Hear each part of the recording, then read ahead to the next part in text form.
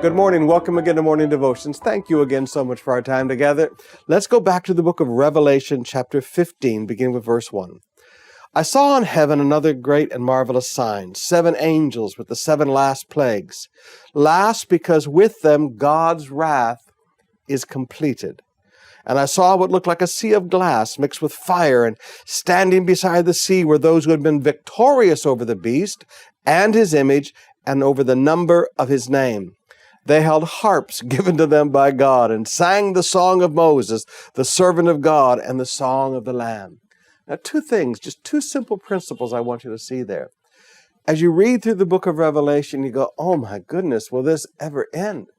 I mean, there are 7 years of just unmitigated wrath of God coming upon this world. And you look at it, and honestly, as a Christian, it does bother you a little bit because you begin to realize we have a holy God that we serve. And one of the purposes of the teaching of eschatology is that we would live a holy life. And when you look at a holy God, you realize we do need to live a holy life.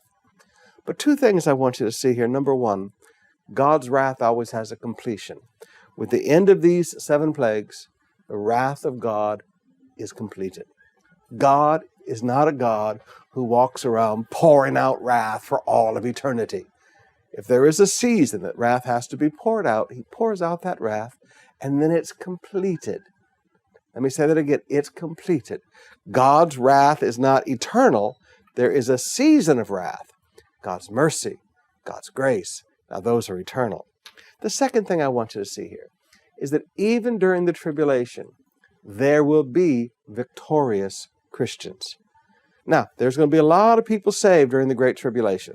The 2 witnesses, the 144,000 Jewish evangelists, there's going to be a huge amount of evangelism taking place.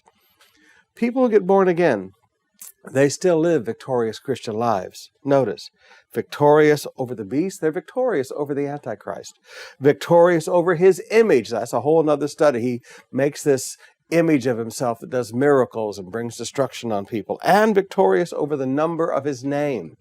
Now, the number of his name, that would be the mark that they would receive, and some scholars would say that would not allow them to buy or sell or buy food or seek medical treatment or anything else. These are 3 great things lined up against their lives, and believers are victorious in the Great Tribulation.